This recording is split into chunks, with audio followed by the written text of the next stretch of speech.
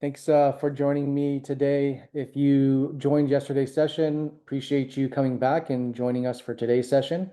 I'm going to keep it tight since I know you guys are probably prepping for in-person events. Just to summarize real quick, I am doing the same exact presentation in person for LA Tech Week next week, as well as in Austin for Austin Tech Week the following week. If any of you guys are in person and want to come see one of those sessions, let me know. Afterwards, I'll make sure you guys are able to attend those events. Apologize for not being in person at SF Tech Week. We just had some logistical issues with all these different tech weeks back to back to back. So, want to make sure I do provide value. So I'm going to jump right into it right now. It's pretty much 30 minutes. I'm going to go through a few slides. I'll share with you, everybody here, the slides from today as well as yesterday, as well as the videos. So you guys just have the full scope of everything that we talked about for these tech. Questions will be held until 9:30 at the last 30 minutes. So feel free to bring and hold off on any questions until then. But then we'll answer and address as many as we can for the last 30 minutes. All right, so I'm gonna go ahead and start sharing my screen. Give me 1 second here and we'll get started. Perfect. All right, so I'm gonna just keep it very simple and basic. I just want to make sure, again, you guys are going to get something out of this. And so the main thing I want to kind of hit a point on is like, just give you guys some context. So like, who am I? What have I been doing? What perspective am I giving you my guidance and my advice from? I think it's really important to know there's just a lot of people sharing a lot of stuff nowadays, and there's not a lot of context as to why we should be listening to them. So I've been involved in startups for the past 10 years. First startup I ever did was an online tuxedo rental company. That was 11 years ago now. So very early in the LA tech startup scene. It's evolved so much in the past 11 years. Past 6 years, I've been working as a growth advisor for Mucker Capital. What that basically means is I work through their pre-seed and accelerator portfolio companies on the go-to-market side. Previously, I've also ran a B2B growth marketing agency for 7 years, where we worked with hundreds of B2B SaaS companies. I've been a founder 3 times, SimpleTux, Renly, and then Leader Pro, which is currently what I've been working on. It's an organic evolution from what I did on the growth marketing agency side. And all in all, I've probably worked with, directly coached, advised 500 plus founders, perhaps more than that. I just kind of lost count at this point. So there's a few things I'm really good at, and there's a lot of things I'm not great at. And so I just want to kind of put that into perspective. So I am not great at taking you from 10 million to 100 million in ARR. I am not going to be good at, helping you advise on how to manage teams of 100 plus employees. But my sweet spot is really going from 0 to 1. So time and time again, I've worked with specifically B2B companies from ideation to their first few million in annual revenue, and helping them build out the processes or how to think about the go-to-market side of things as it relates to that specific scenario and use case. So hopefully that's relevant to you guys here. And you guys are either first-time founders or have been founders that are, maybe a year or 2 years into your product or your entrepreneurial journey, but feeling a little bit stuck on the go-to-market side. Hopefully this will reinvigorate some of that. All right.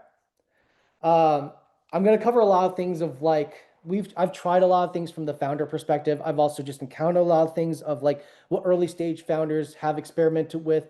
There is a lot of AI crap out there. MIT just recently came out with a report saying that 95% of AI solutions implemented into the enterprise workspace is not returning an ROI. I think there's an asterisk aligned to that, but I'll get into that a little bit more later. So the basics of go-to-market is optimizing 3 key variables. Whether you're talking about AI, no AI, bottom line, you're optimizing for channels, messaging, and audience.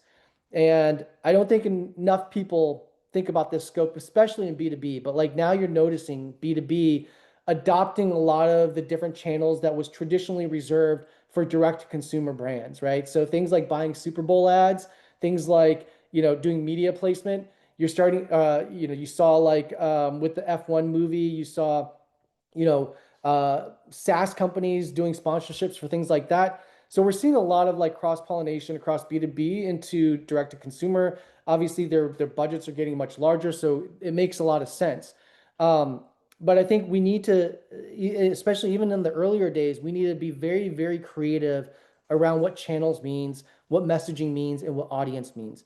Um, so channels, I think the most obvious ones for B2B side is like email, LinkedIn, but things like direct mail. If you're talking about SMB, faxes I've seen work well, especially if you're like trying to sell SaaS software specifically to freight forwarding companies, logistics companies, anything in a warehouse tends to still use fax machines. A lot of like medical practices still use fax machines.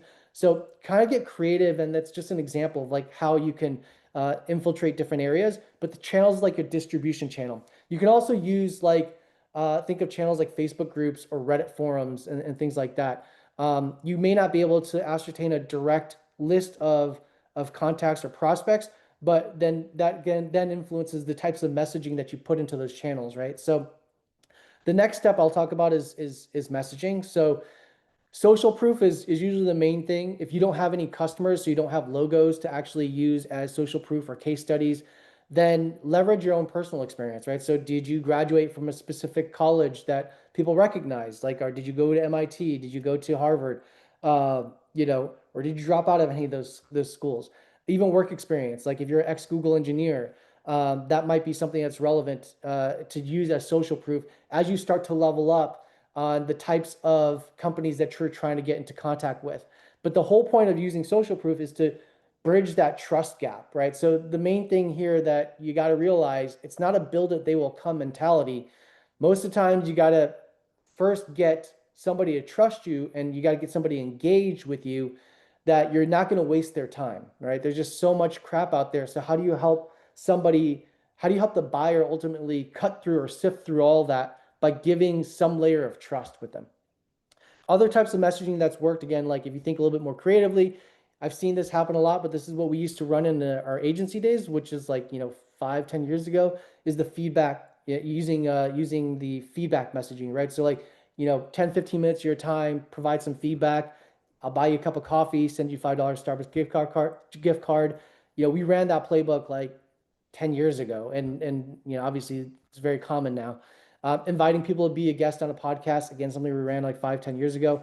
But bringing somebody on, people love to talk about themselves, feed into the ego, right? Something that's something that can also be used well. Asking people to be part of a product advisory board, that's also a great way. Like getting like your enterprise type of customers, or like your tier one type of customers onto an advisory board where your product may not be ready for them today, but getting them to provide quarterly feedback. So ultimately, in the ideal situation, a year from now, you create a product, or you evolve the product to a place where that member of that product advisory board is in a position to buy. Um, and then this is something also that I don't think enough founders tend to do, especially in the early days, is like doing a TAM, SAM, and SOM analysis. If you join any of my past like Stay Scrappy and Scale series, which I've been running for the past 3 years, at every single tech week, you'll hear me hammer this point home a lot, which is the TAM, SAM, SOM, especially if you're an early stage founder or you just launched your product in even the first 1 to 2 years. TAM, we're all familiar with. That's the vanity metric that we tend to go to investors with, which is like we're in $1 billion market plus. Great. But your product from day one, even in year one, is not going to service that TAM. Like you're not going to launch a product and you're not going to service Google in 99.9% of instances. So what is a SAM and then SOM? So serviceable addressable market, serviceable attainable market. And that's kind of where I look at your product, where it's going to evolve into the next 6 months to 2 years. And then more importantly, your SOM, which is serviceable obtainable market. So that's what I look at, is like who can actually, what subsegment of your total TAM, which is probably going to be less than 5%, is actually going to realize the most value from your product today for the next 6 months. That's the audience that you need to focus on filling your pipeline. And this just constantly evolves over time. So you need to constantly look at your SOM until maybe like 5 to 10 years later, you're going to be able to end result would be like servicing your entire TAM. But the reason why I think about this is because who you're trying to obtain today will impact ultimately how you message and the different channels that you're going to be able to use to access them. versus when you're looking at your TAM. So super important, super critical to think really creatively about each of these variables. Now, how AI can actually help you is, and I use this with a caveat because I think I've seen so many early stage founders use AI before they've built out a process, before they've validated any of these things in a manual way. So they haven't validated the messaging, they haven't validated the channels, and they haven't validated the market. And you guys have probably been recipients of stuff like this, where you see some kind of automation workflow, you see some kind of hyper personalized messaging, and you know it's AI generated, and it loses, it has no authenticity to it, right? Like it doesn't feel organic. And if you're anything like me, those are the things I delete and I'm dismissive about the most quickly. Anything that I feel like was AI generated, I just clear it out of my inbox, I clear it out of my DMs. I just ignore it completely. I can tell when things are automated to me. There's certain market segments that you can get away with that a little bit more. Certain segments where it's not like super tech heavy. They're not being bombarded with, kind of like messaging all the time. But like still, I think it's super important to first always do the things that are like manual. So, like building out a sequence, creating a thesis, and then manually testing it, and then figuring out the nuances of each of the messaging, figuring out the nuances of like what the cadence needs to look like for leveraging multiple channels to then get them to take the action that you want them to take. And once you do figure that out, and you have something that's yielding some kind of output, you then want to validate the conversion percentages at each of those stages. And I think it's very important to break up these stages into baby steps, right? So like number of outreach, number of engagements, number of engagements that yield a response, number of responses that yield a positive response, number of positive responses that then yield a meeting being booked, and then even like when a meeting is booked, how many of those actually show up, right? And then actually complete the meeting. You got to break it up into each of those baby steps because each of those baby steps has its own nuanced workflow that is required. I've seen so many times where people figure out how to they figure out how to book meetings, but then they get a 50% show rate.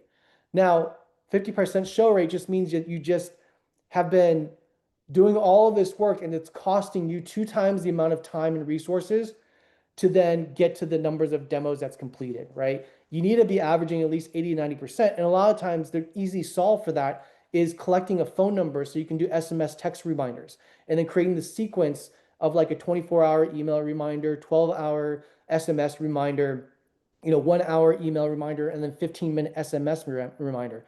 These are things that's now available in Calendly and HubSpot, but this is like the biggest thing that I see most people in the sales process forget to institute, and then they just accept the fact I got ghosted, and then they blame the buyer for it.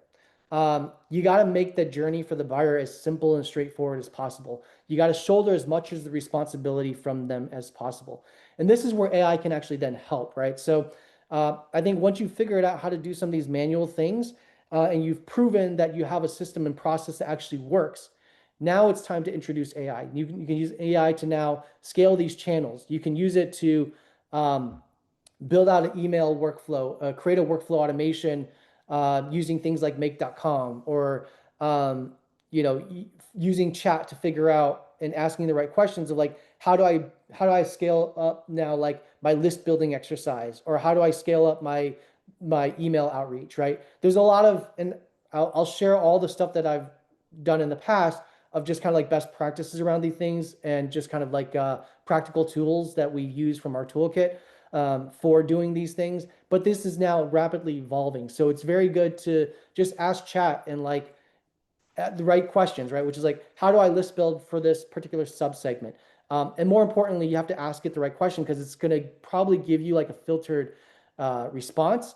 So you're going to want to ask it, well, how do I extrapolate a list? Think about it as like from a growth hacker's perspective. How do I do this at the most cost-effective way, and how do I get the most accurate a list? And then figuring out like the channels that you can use to do that.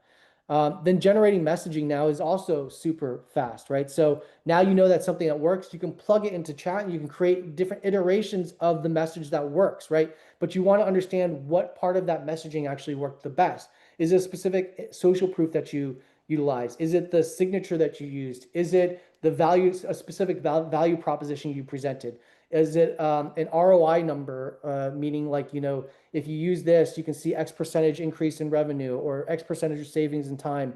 What was the thing that actually worked? And then just create using chat to create the different iterations, because phrasing is so important, right? So like, how do you create the different iterations and using the right phrasing to get them to then convert at a higher percentage? Now, at this point, you're optimizing.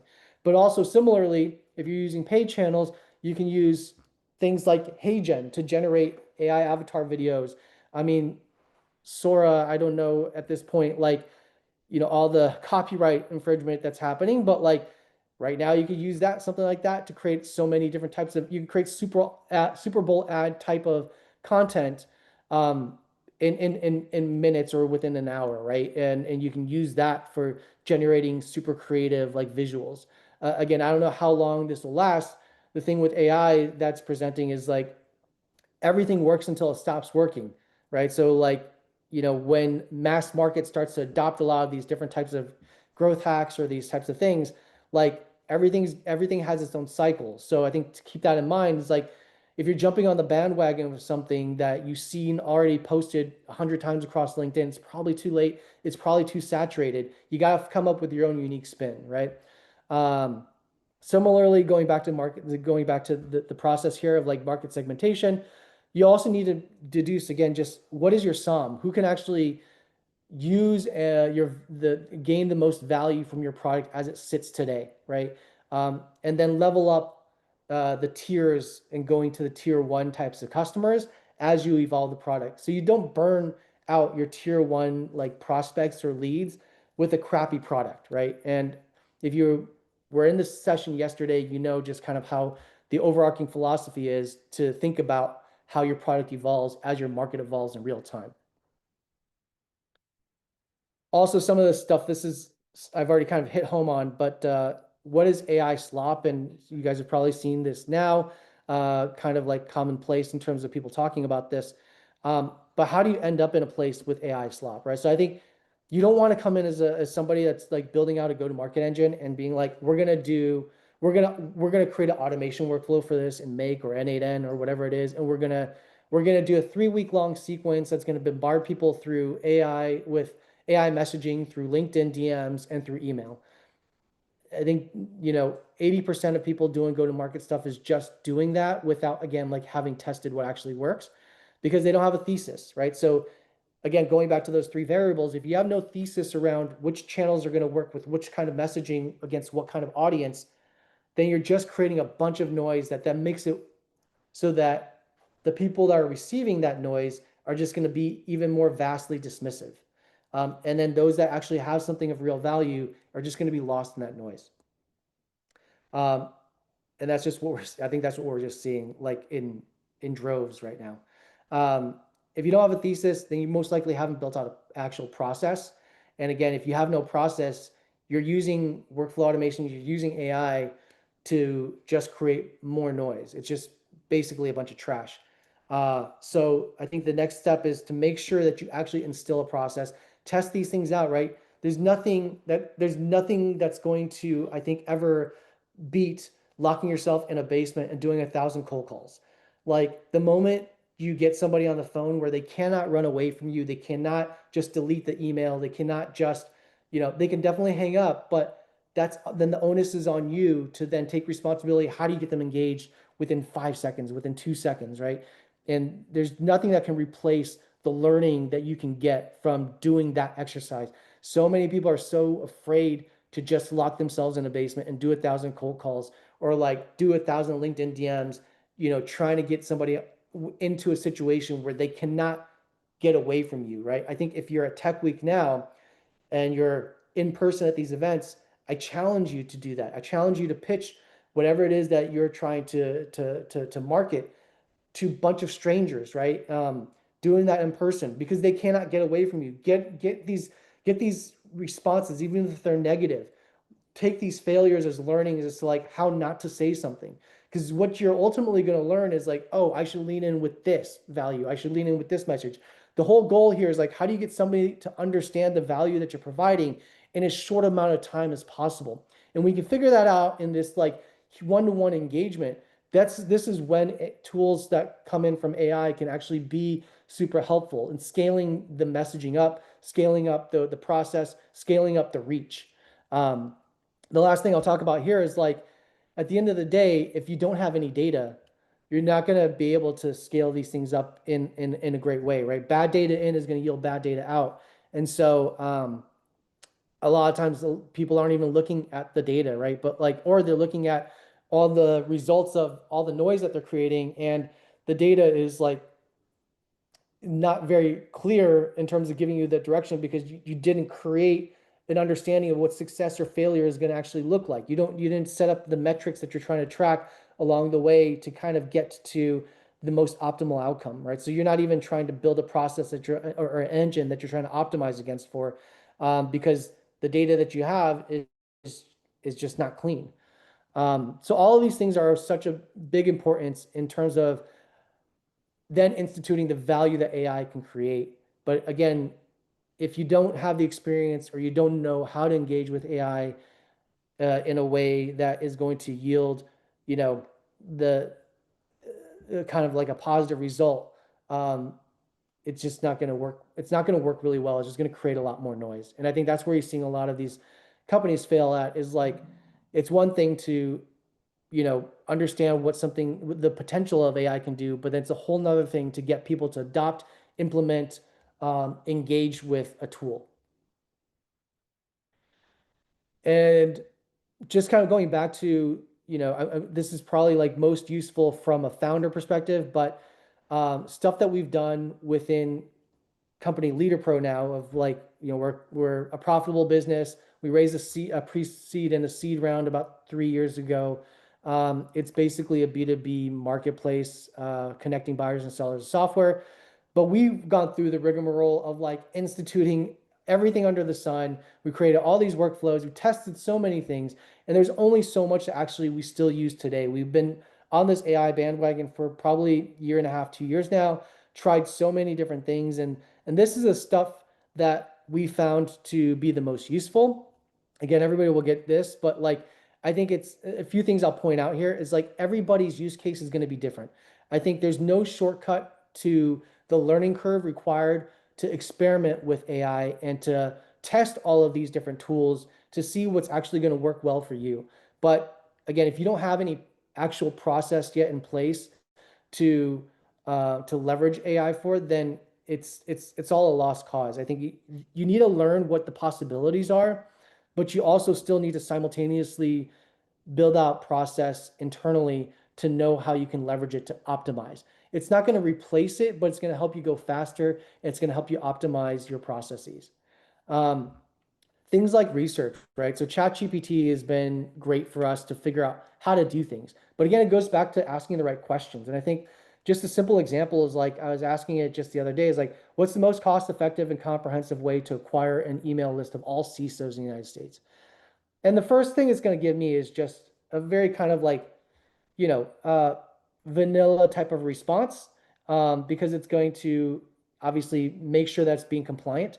But then I then insert this, which is, okay, well, now answer it by thinking like a growth hacker. And then it actually gave me something that was relevant. And I think this second part of it is what probably most people are going to be missing, which is like you got to keep digging at it and engaging with it to then figure out what's it's going to actually give you. And this is where you can then find, you can actually get a growth hacker at your fingertips. You can find the answers here, right? So you can even plug in, you know, websites of your target customers to generate like what is going to be most important for them.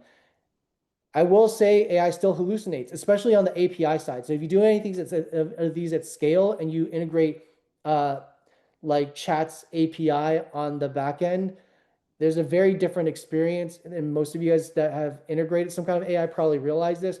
There's a different experience when it's definitely lagging the API versus what it's providing in value directly to consumers in this functionality, right?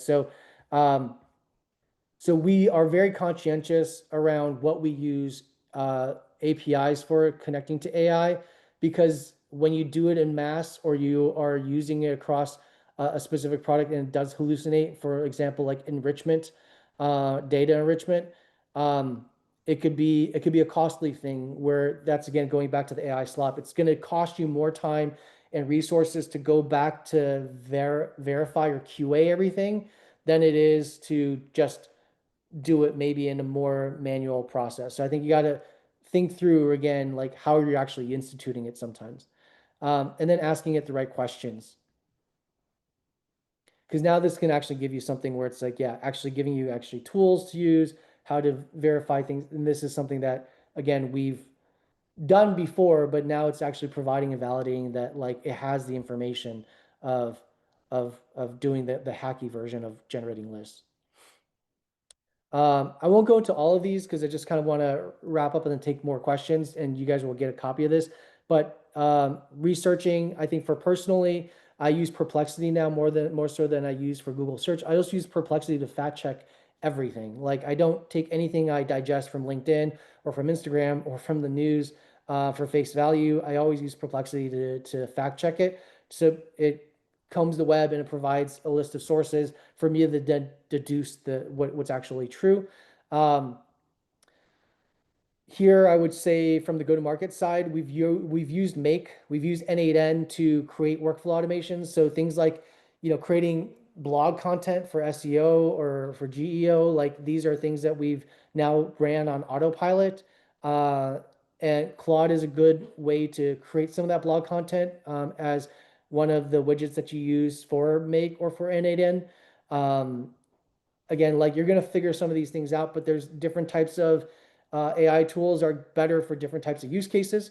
HeyGen is actually great for video content. I think they have a better source of like different types of avatars. We've used a few others, um, that just was very difficult to utilize our own face and likeness to generate content from. Vappy has been great for voice AI. Again, going back to optimizing for the three variables of like channel, messaging, and audience. An example of how I've used Vappy is using it to build out an AI SDR. So what that means is we created a message that we used for voicemail drops.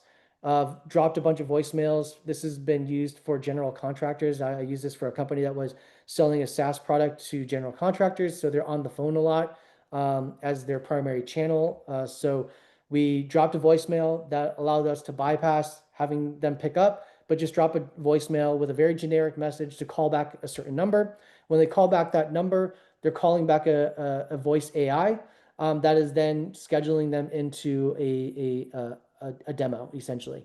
But we built out that in Vappy. Vappy has a super user-friendly UI UX where you can build out a voice AI SDR in as little as 5 to 10 minutes.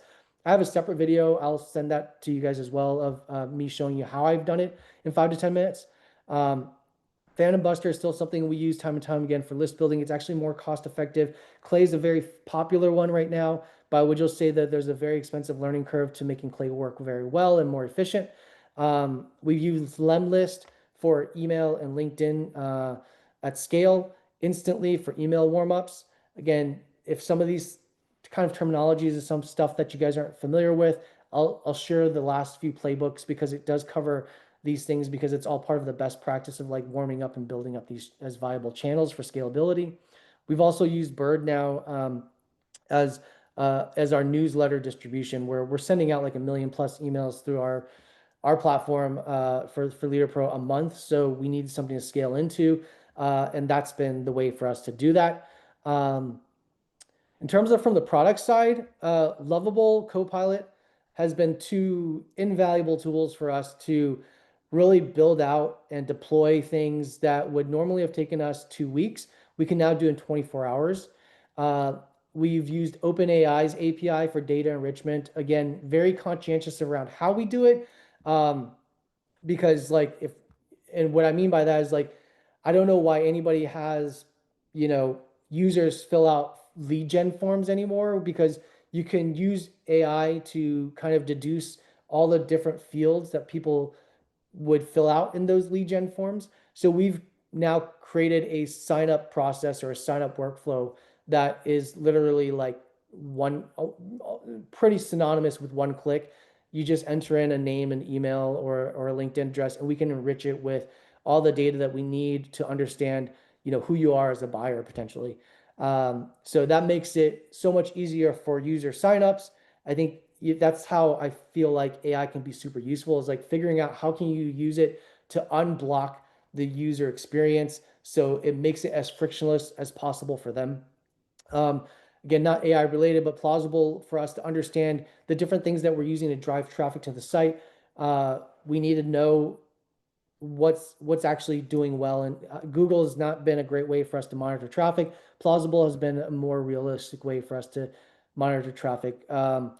Google and a lot of this kind of stuff now, you guys will realize too, there's so much bots on uh, ingrained into a lot of this data that you receive. We've had to build out so much stuff internally because the data that we get from third-party sources is just trash. Um, yeah, not super reliable. And I think it's just going to get worse and worse as AI becomes more prevalent because you're going to get a lot more bots and a lot more just kind of like hallucinating data. Um, all this said, I think, you know, the end result here, and this is kind of piggybacking on what I talked about yesterday, but I just want to close with this, which is I think these playbooks, these tangible action items, they exist everywhere now. You're going to have a bunch of people sharing a bunch of things that have you've probably already seen the past couple of days. You're going to see these through the next couple of days through the rest of Tech Week. And I'm not going to dismiss them. I believe that there's experts that have seen certain things, but from a practical use case, there really is no replacing rolling up your sleeves, getting into the weeds, and then figuring out what's actually going to work for your business, what's actually going to work for your company. There's no replacing that. People are going to share with you things that have worked for them, but it doesn't necessarily mean it's going to work for you. So again, I think like the main thing I want to hit home on is the overarching philosophy of like how you think about channels, messaging, and audience. That's still the fundamental root of how you optimize your go-to-market. You're going to have to figure out the best combination of those three variables, and you can use AI to research and to set up and to scale up processes so you can do it faster and at a higher velocity. But you still need to figure out, because we're still interacting with humans, right? For the most part, when there's a buying decision being made, it's going to be a human sign off. So I think you still need to figure out what's going to resonate with whoever that decision maker is to get them over that hump. And it's very easy to just like set up a workflow or use AI and just like put the responsibility on that. I think we need to be more personally accountable to taking the actions that we need to take, even if we don't want to do it, even if it's mundane, even if it's, locking ourselves into a room and making 1,000 cold calls. There is again no place replacing the learning that comes from those types of experiences. And I think we need to hold ourselves more accountable to doing stuff like that. So last thing here before I take on questions is I challenge you to take on one of these assignments.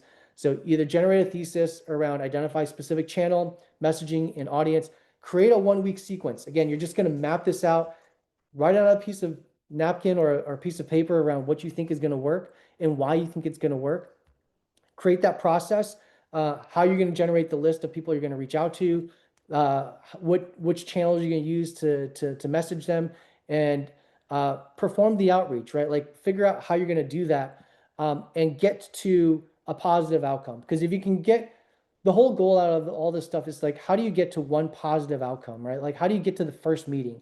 If it takes 100 calls, 100 emails to then get to the one meeting, then now you have something to scale up, right? Even if it's suboptimal, even if it's a 1% conversion rate, you could do that 10x, and then the goal would be you get 10 times the amount of results, right?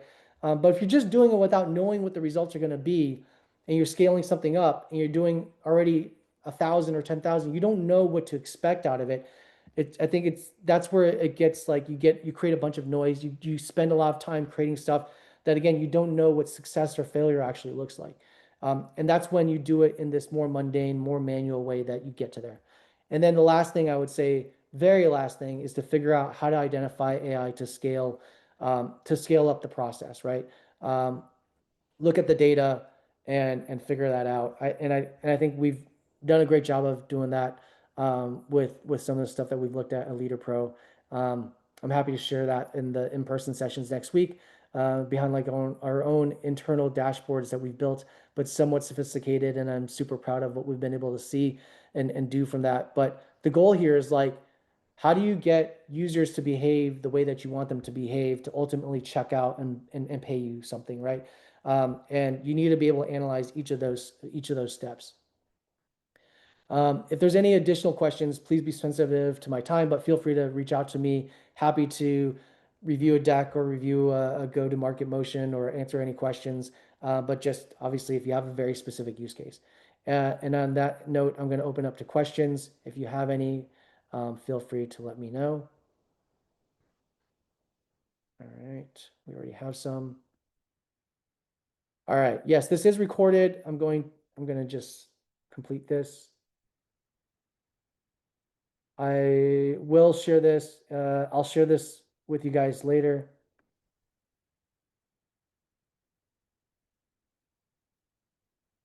How many examples do you need to have reliable conversion rate data for the early prospecting, like the baby steps? Okay. I think it's as many as it takes to get to that positive outcome, right? So positive outcome typically means a completed meeting, right? So like a complete, like you've actually talked to somebody one-on-one in person or through a video call. And it's the amount of reps at each of those baby steps that it requires to get to one. And then the idea is you reverse engineer it. You look at all those different steps. You look at the different conversion percentage at each of those steps to get to the one completed meeting. And you want to do the exact same thing again using the exact same process, exact same workflow, exact same timing, ideally, to see if you can yield the same outcome, right? Or better, of course, but like at least get to one more positive outcome. Your whole point is to validate that enough times to then know that you could scale up even a suboptimal process. And once you get to that, then the whole goal is to continuously try to optimize and beat that with new language, new messaging, perhaps like a more refined audience or through different channels. Um, the reason being is like you want to at least the thought process is you want to at least have something that you can automate that you know is going to produce, even again if it's suboptimal, while you're still testing and experimenting to find the next new thing. And the reason why is because especially in the early days, you have to realize that you have zero brand equity. You have zero trust. Nobody knows who the hell you are. It's not like if you build it, even if you have the cure for cancer, like if you're not like a renowned medical professional, nobody's going to trust the fact that you actually have the cure for cancer. Just think about that, right? And even if you legitimately do. So you're still going to have to go through this whole education process to get people to trust you to even listen to your pitch even though you have the freaking cure for cancer. So think about it from that perspective, right? Like all these things that you're talking about, it's not about shoving value propositions. It's not about shoving like how great of a thing that you built. It's in the very beginning, the very early days, it's like, how do you build trust with somebody so that they trust that you're not going to waste their time? And when you flip it on, if you flip that, that's the goal. That's what you have to do. Then it unlocks the creative potential, right? Of like how you think about it. There's a scene in Fight Club where, and I've thought about this a long time ago, but like scene in Fight Club where Brad Pitt holds the gun to that store clerk's head. It's like, you know, if what do you want to do with your life, right? And he's like, I want to be a veterinarian.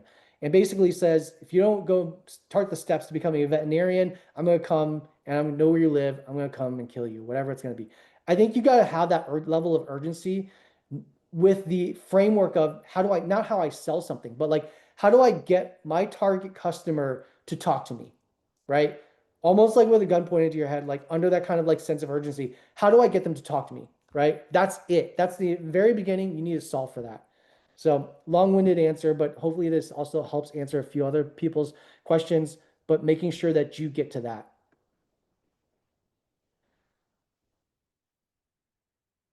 All right. Can you expand on the connection between AI slop and ba bad data? Yeah. So AI slop is like I think of AI slop, and it's been a very loose word because it's a new phrasing, but I think of it as like all the time that we spent in internally experimenting with AI and then not actually using it, or it generating again hallucinated results. But we spent like 20 hours on implementing it and you know and doing the back end work to make it work how it's supposed to work. But then it's creating hallucinations and it's not scalable across 10,000 records. That's AI slop to me. Like that's where again, we spend all the time, but it doesn't actually do it at scale with 100% accuracy. Or it's like every time you prompt it, it's going to give you a different answer because it's scouring the web in real time. That to me is like AI slop, and bad data is separate from that. Bad data is not knowing which metrics to track. I think that's where it's like if you don't accurately, if you're not accurately looking at specific KPIs as it relates to a tangible outcome or result that is going to drive customer acquisition, which is essentially driving revenue. I think everything that we look at now, from again, like I'm using my founder hat, but every data point that we look at has to be directly correlated to like, is this going to drive revenue, right? Like if we unblock this for users, is this a priority for us because it's going to unlock revenue, or is it just like going to make it more convenient for the user, which for us doesn't have the short-term win of driving revenue. And we'll get to that eventually because it might later impact revenue, but I think that's what I mean by bad data. It's like in the very beginning, I think like data points that we start looking at typically is driven by, unfortunately, like VC funds or from investors. But you need to deduce what's actually the right metrics to look at that's ultimately going to drive, yeah, drive revenue. And a lot of these times, like as somebody that's been a founder 3 times that works with multiple founders, I think like the only reason some of these companies that have been able to scale to like 10 million in annual revenue in less than a year's time is that they're multiple time founders. They've been able to they've gone through the founder learning curve enough times to shorten that cycle to know how to cut through all the crap to get to the most simplistic things, which is like again a lot of this stuff is like super super simple. It makes the most sense, but like in the very beginning when you go through that the journey in the very beginning, I think you're doing a lot of things or you're running through a lot of mechanics because you think you're supposed to, versus getting down to the nuts and bolts of it, which is like what's again at the end of the day driving value and then driving revenue. Why instantly versus lemwarm since you're using lemlist? Lemwarm you can use too. There's no I think I've just been more familiar with instantly, and um, I know that it's worked well in the past for us. Lemwarm is just more of a newer tool, and I have other port codes that are using Lemwarm that haven't complained about it. But again, like I'm just weary to use new tools if something's been proven to work for a while. Yes, I'll send the recording.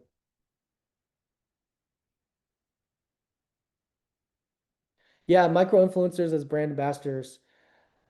Uh, I think everything's worth testing, man. I honestly think that everything's worth testing.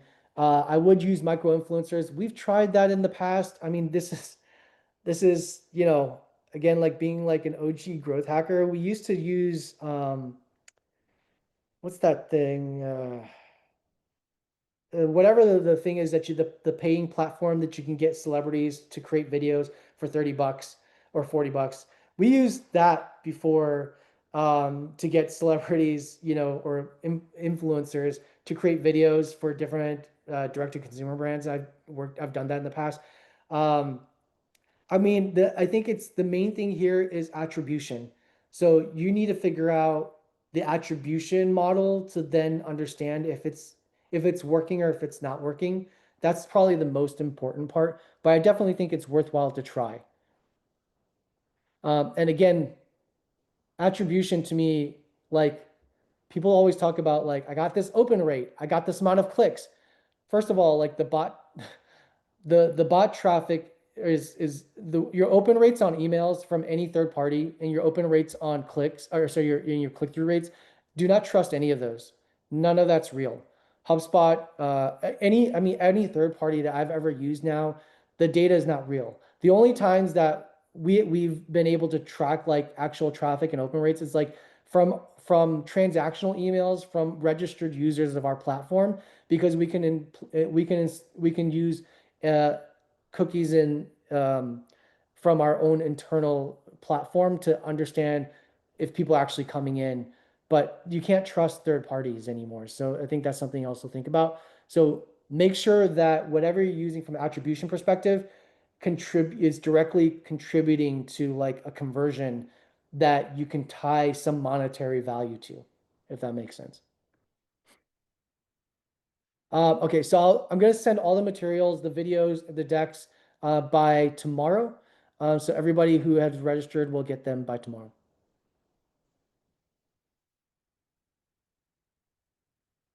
Fire departments, EMS. I mean, dude, yeah. So great question. Um, Here's an example. I think about it this way, right? So because I don't have I have no idea where these people are, but you got to figure out where do people who work in the fire department or EMS people, like where do they live, sleep, eat, and breathe, either online or offline? And there's always the online representation of offline community, right? And I think about it this way, which is if you're somebody that is trying to sell a product to stay-at-home moms in affluent areas, right? Because you have a product for kids. Um, Maybe you want to have somebody standing outside of a yoga studio in affluent communities between the hours of 11 and 2 p.m., right? And and uh, all the people you're probably engaged with that's coming out of those yoga studios probably has a high percentage that they're going to be stay-at-home moms, right? In the affluent communities. So, and you're going to be able to find Facebook groups that actually are going to be representative of that. And it's going to then allow you to be able to reach that audience on a more scalable way um, online, right? So I think about it like that. So where maybe the first thing is go stand outside of like a fire department and just engage with them, which is like, hey, I'm just curious. It's like, where do you guys spend your time? Like, are you online? Which social media platforms are they on, right? Because if they're on Facebook, it's weird, but like certain markets or certain like personality types in certain markets, like teachers tend to be more on Facebook than they are on Instagram for whatever reason, because they also maybe use Facebook for how they engage, with other teachers. Um, Medical communities tend to be on Facebook because they do leverage Facebook groups. And I know this from firsthand experience. They use Facebook groups to communicate with one another about questions. And I know this because I worked with a company that was selling into pediatrics and during COVID. And Facebook groups were a great way to understand like how they were thinking about their time and their RO and what they were doing and these different types of new cases. We realized very quickly that they were spending 2 times the amount of time per patient, but getting paid the same. So all of a sudden, their essentially pay per hour got cut by 50%. If you knew that, there's a great way to create messaging around that, right? Which is what we did. So that's how I would think about it, is like figure out where they're on, what communities they're at, and then start asking to them or start like looking at how they're engaging. I'm positive there's Facebook groups for people that work in fire departments or EMS where they're talking to one another about like sharing like war stories. Listen, go in there, engage. Again, like if you start identifying things, then use that to test against messaging. Can I share a tool workflow leaving AI generated voicemails? Yeah, I'll send a video of how I did that. Yeah, it's pretty cool. It's pretty easy, but it's literally a 5-minute video. I created a voicemail and I created an AI SDR and VAPI. Super easy. But I think the main thing that I would say, like again, you could do it and create a lot of noise, and I'm sure we've seen this. How do you create a workflow that actually yields a result, right? And I think I'm just going to leave you guys with this, which is like I think if you create a voicemail that creates urgency for the recipient. So a lot of times I'll do it super general and I will create a voicemail message I drop where I'm basically could be potentially like a customer of theirs. And I'll give you an example, which is like, hey, Ivan, this is Chris. I won't even leave the first name because I can't do that. But hey, this is Chris. I just had a quick question about a specific project. Can you just give me a call back real quick? I had a question. Number is 555-5555. And you just leave that. You just like 15 seconds, very vague, but it could be potentially a customer that that person's dealing with, a specific project or whatever. You just insert that and then you leave that as a message. You're going to get a higher percentage of callbacks. And then now it's dependent upon how you structure that VAPI voicemail agent to respond, right? A lot of times what I see is people create a voicemail agent that starts, or an agent that starts answering the call where it's like, hi, this is Chris. You've been calling Mucker Capital and blah, blah, blah, blah, blah. I structure it in a way it's like, hello, and then the person's you have to create, kind of like this create the environment for that role playing, right? But like answer it as if it's a stranger and then have it start engaging with it in a certain way. And things like, again, that thinking of it from that perspective creatively of like how would a call naturally or organically go changes the way the outcome can be, even though you're now using AI. And I think that's how people have to think about it. Because if you just create this basic shit, then it's not gonna yield results. It's gonna create a bunch of hangups. So if you feed a content, how do you use content to create authentic blog posts? Okay. So when we've been using make.com, I've used that predominantly over N8N. My CTO uses N8N because he's more technically inclined. I use make because I'm not as technically inclined. Um, but we have it, well, for our use case, we have it on a scheduled timer to check daily articles on TechCrunch to feed it as the resource or the repository for us to reiterate or create new content from.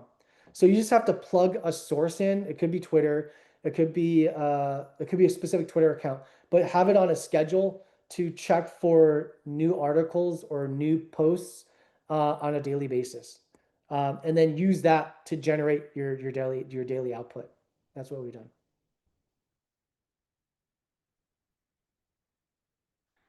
How do you see AI be best being used in B2C marketing? Yeah. Again, I think you need to, I would create so how I would do this is I would create our own, like the videos first, right? And again, you have to still break these up into little steps, but create the video content yourself. Like just record yourself talking about specific value propositions you think is going to work and resonate, and just go through that process, create 20 different videos, and then do a test. I mean, literally, you can do a test on Instagram uh, for like $10 a day, run it for 5 days. You can get clicks. I mean, we've gotten clicks for like as low as again, like 3 cents to 10 cents. Don't know again, like how much of those are bots. But if you're tracking it through using another tool like Plausible and you have like, um, UTM codes and you're tracking it that way, you're going to be able to attribute at least the traffic back. And then hopefully you can see if they're converting to actually like a sign up of some sort. But you have to capture the UTM in turn. You also have to be able to build out your own database to capture those UTM tracking links from the signups. So you can't just rely on third parties. You're going to have to do that as well internally.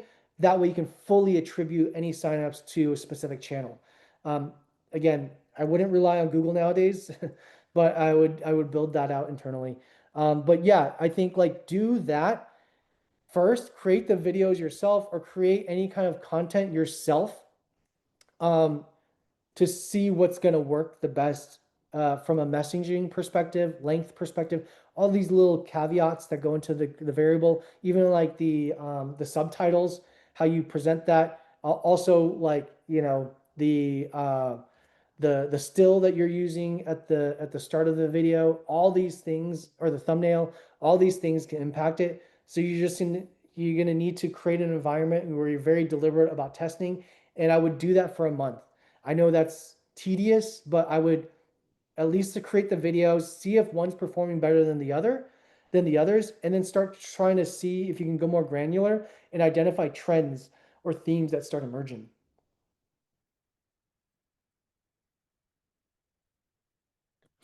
Yeah, I mean, I am again, my niche is B2B. I think B2C tends to just it's the same philosophy. B2C just requires a much higher velocity of testing and across more so paid channels. So usually you're going to have to allocate some kind of spend because you're more focused on inbound traffic or paid traffic.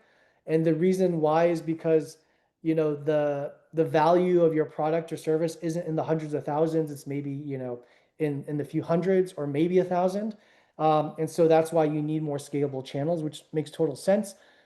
It's the same, again, what I just kind of previously answered, same process, which is like, I think you still need to go through the manual way of creating some of the content by generating those steps of like a thesis, creating a process, and then figuring out and looking at the data that yields a positive result. Scale it up on a paid channel. You can then go granular, right? Take a video and spin up 20, 30, 100 different videos by just rephrasing or using different avatars, using a female versus a male, using different ethnicities, right? Like using different external environments. All those things can ultimately like impact how somebody engages using different thumbnails. But you can then use AI to create all of that. But I think it's very you're not going to get a you're not going to get a bunch of information or a bunch of clean data if you don't actually figure out what will work first.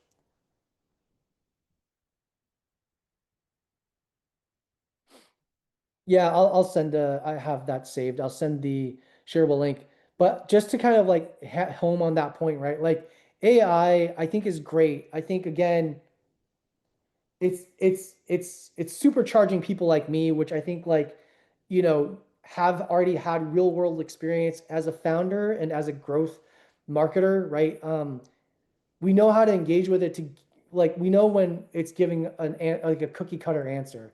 Um, Cookie cutter answer for people that are, just accepting that for face value, then that's what creates a bunch of noise. Um, so, I would just try to go deep, engage with AI in a way that you don't accept the first few answers, but really push it to the brinks of like going deep into the weeds of something. Would I suggest trying the N8N marketing route directly for the product targeting SMEs? I would do the design partners first.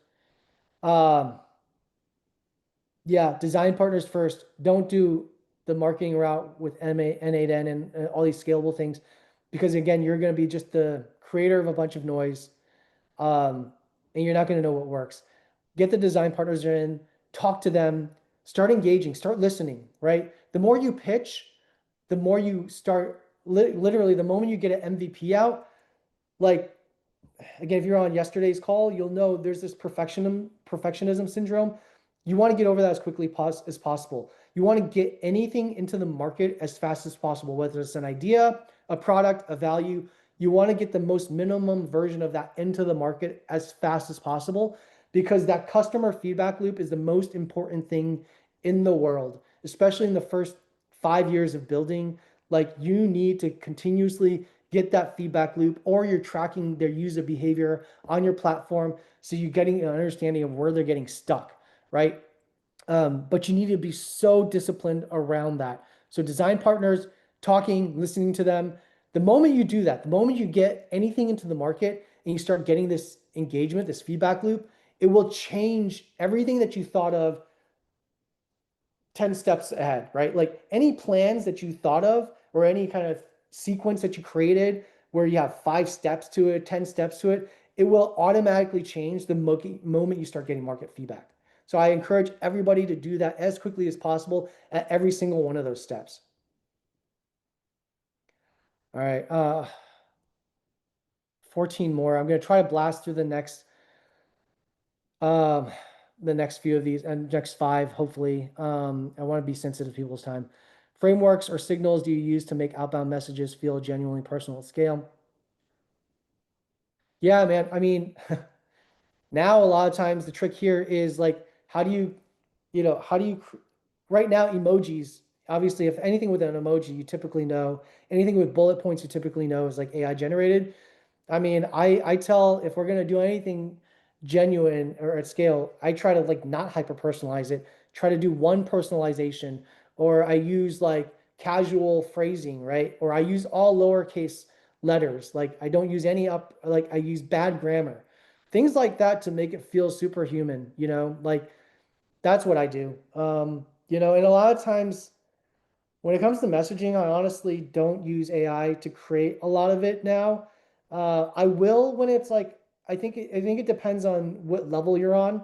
If you're starting to sell into tier one, you're already in like 1 million to 2 million in ARR, right? Where it's like, you figured out the ROI that actually makes sense for your audience and you can get them to lean in fairly quickly. Then I would use AI to scale the different ways that you say that or the different types of logos that you can leverage. But if you're in the very beginning of that journey and you don't have you don't have enough customers, you don't have enough social proof to leverage that hyper personalization, like the things I just mentioned, those are great hacks, right? So that's the stuff I would do. If the B2B product won't be available for a year, build a fucking wait list. Like, sorry, but build a wait list, man. Right. So it's like you can always talk to people, you can always get design partners, you can get always people to be a part of like the advisory board. But how do you get excitement about what you're building? Right? That doesn't take much. To get validation around the value proposition that you're providing doesn't take much, right? I would start building the go-to-market engine now requires a lead time. Building all these processes require a lead time. To create like these experiment engines like requires a lead time, which is also the reason why I think like at the enterprise level, we're not going to see AI we're going to see AI get rid of a lot of fat that already existed at the enterprise level, but we're not going to see AI replace like all these strategic jobs. I mean, there's a reason why Facebook is or Meta is spending $100 million for these certain types of thinkers, right? Like it's because AI can't replace that yet. Um, and I think that's until what's going to replace it is the next generation of companies of agentic AI companies that are all that their entire stack is all like AI based, right? Um, from go to market, from the things that department leaders are traditionally doing, like they're going to be full, their entire full stack will be AI based, and that's going to still take I think like 4 to 5 years. But that next wave, they're going to replace all the SaaS products ultimately. A lot of these kind of like SaaS products, or they're going to be bought out by these enterprise companies, and that's what's going to happen. But short answer is yes, do all that now, all the stuff I said. Uh, LOIs are only meaningful for fundraising. Um, Again, I think it's more important to get design partners. I think it's more important to get product advisory board, like people are actually going to engage with you on an ongoing basis that you can go actually ping them like every quarter, every month for some kind of engagement or feedback loop. Everything goes back to that feedback loop. Get customers to talk to you, engage with you every single day potentially.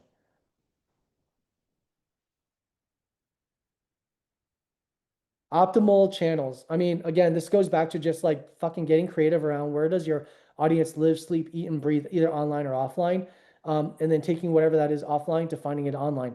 It's uncomfortable to do the offline stuff, right? It's like uncomfortable to stand outside of a yoga studio. It's uncomfortable to stand outside of a Home Depot Monday through Friday, during work hours, if you want to try to get in contact with contractors. It's uncomfortable to stand in front of a, uh, what do you call it? Fire station and try to talk to firefighters to figure out where they are, right? But those are the things that will help you. The moment you do that uncomfortable thing, it's gonna help you identify all the different optimal channels, right? Whoever you're trying to target, figure out, okay, well, where do you spend like out of all these social media platforms, where do you spend the most time, right? Oh, you're on Instagram? Great. Let me know some paid ads targeting firefighters on Instagram because I know that's where they're spending time, right? But maybe they're on Snapchat. Again, like I don't know these answers, but talk to your audience to understand where they're spending time.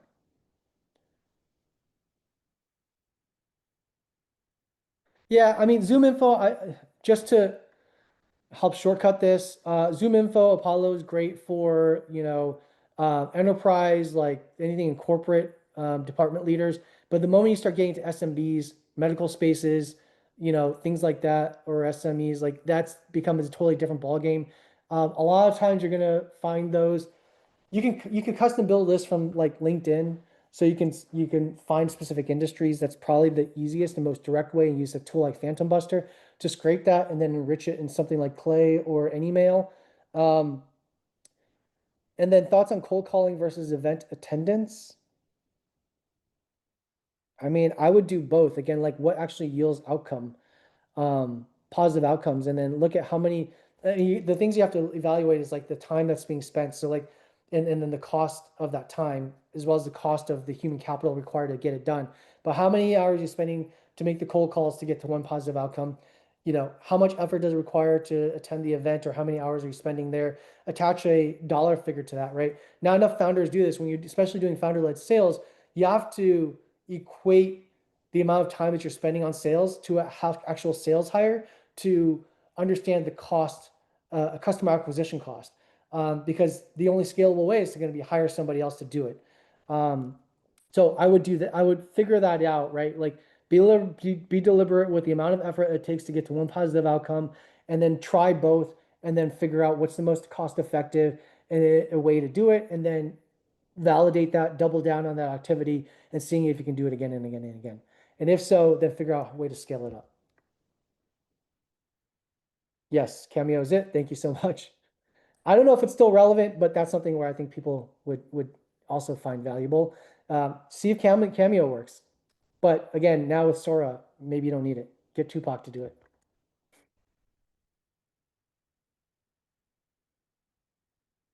All right, perfect. Yeah, so in person next week, Tech Week, I will make sure to send in the email with everybody that's getting all this stuff.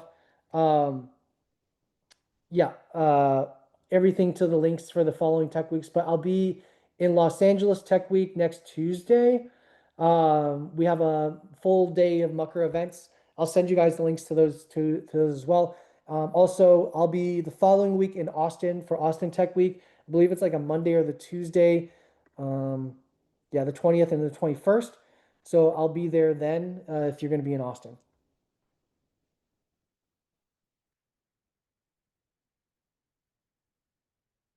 Um, Okay, so yeah, I got it. So you're gonna need to Claude is just gonna create the content, but you're gonna need something like a WordPress or third-party uh, blog host to that, or yeah, to be able to plug that content into.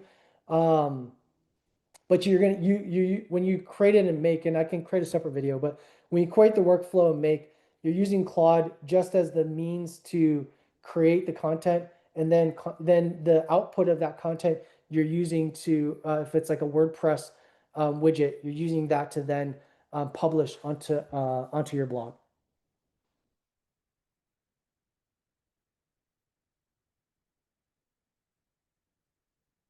Chicken and egg problem.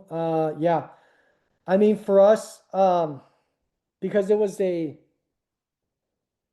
because I ran a growth marketing agency in the beginning, we already kind of had both the chicken and the eggs. So we had both the buyers and sellers because it was something we were running for 7 years. And so we already had sellers to become basically our design partners when we first launched on the platform. And then we were already doing this kind of like paid incentive outreach for buyers. And we were list building and running them through a certain workflow already. And so that worked as a way for us to then basically present to them, instead of doing these one-offs, you could be doing it at scale. You could be getting paid for multiple types of meetings with all types of vendors across your different tech stack. And so pretty, it was pretty organic. Again, that goes to like domain expertise, but like it was a pretty organic way for us to get there. But I get it. Like that chicken and egg problem, I've tried to create other marketplaces before, and it is notoriously difficult. But I will say, you need to the best way is to focus on a subsegment of the market, right? So whether that's usually that's geographically based if it's like a direct to consumer marketplace, but if it's a B2B marketplace, then be hyper specific with a specific industry. I know we got nine. Hopefully, we're not going to get any more, but I'll try to get through all these. With the proliferation of outbound AI tools and dropping cost of personalization, outbound push channel effectiveness will drop. Agree, don't agree. Do users observe already? Yeah. Uh, Push channel effectiveness, outbound or push. I don't agree. I think it's just because I mean, like, I still get it to work, man. Like, I still get, I still get it for working for us. I still get it working for like, all these people. Like, I mean, for Portcos, like, I don't agree. I think it just goes back to, are you participating in creating more noise? Are you participating in creating value or providing value? And I think it also just depends on the market that you're trying to approach. Um, yeah, but I don't agree. I think there's just so many ways to, people are still going to look at emails, man. People are still going to look at text messages. People are still going to look at LinkedIn. It just depends on what the hell you say. How do you set up online assets search friendly for AI? I know there's a session on it, but uh yeah, this is like, I mean, this is such a deep topic, but I think we have a session on it next week. We also already have a recording of somebody that's probably more of an expert on this than I am, that I'll make a note of it now to send a link to it so you can get that. Second.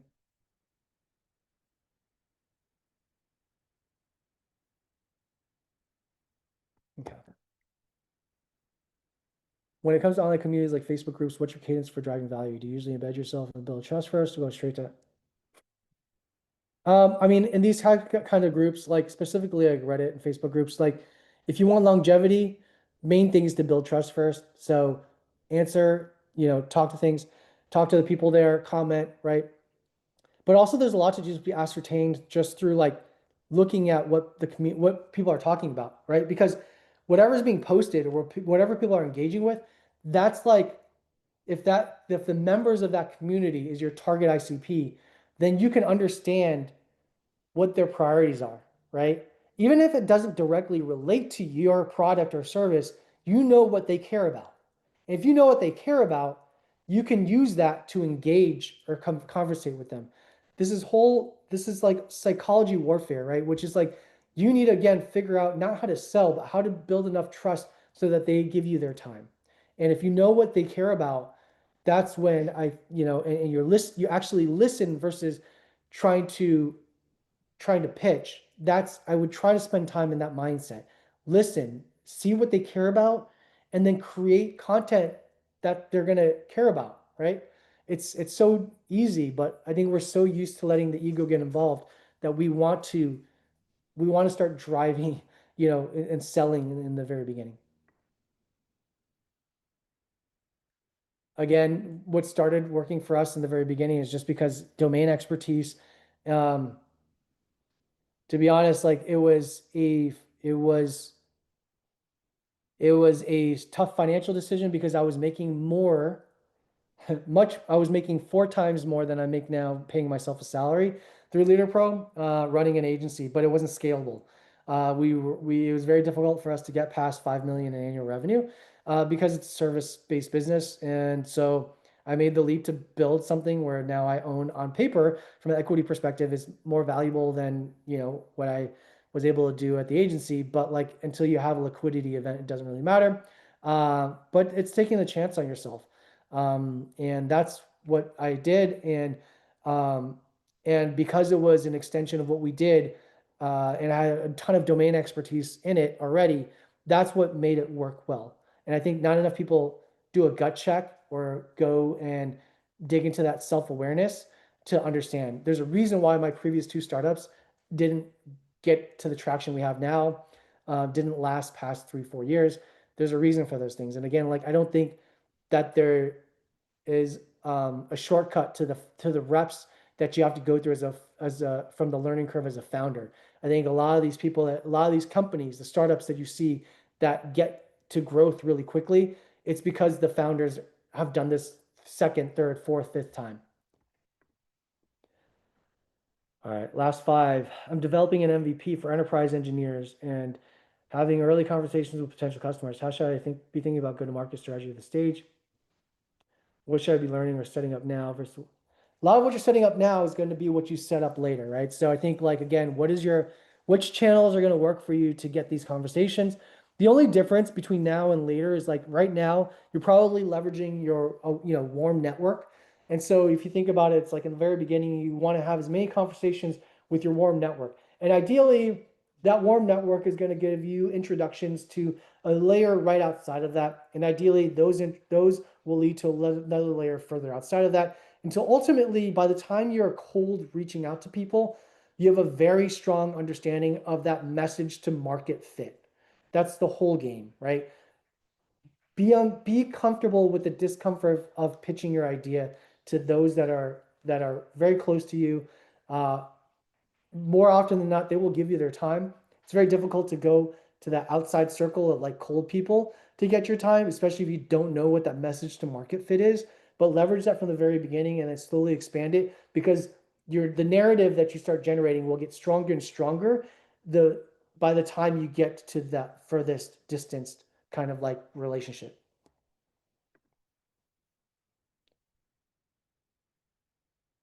Small clinics and DSOs, again, I think like um, I mean, in-person visits, you know, go to do in-person visits. Um, that's going to get you the most direct line of interaction and then grow from there, right? Like do 5 to 10. I guarantee you'll learn dramatically so much. You probably out of that 5 to 10 visits, you'll probably get one that will at least like extensively talk to you. And then from there, you're going to learn so many things. Will any of the events next week or the week after be? um, I will make sure we record the in-person events. I know we're recording the in-person events next week. I'll make sure we record the one the following week as well. And I'll add you guys to a newsletter and if you guys want to opt into that, you guys can do so. I'll email everybody that's registered here today with a link to everything. Perfect. Thanks, Melissa. Great. Thanks, everybody. I'm glad we got through it.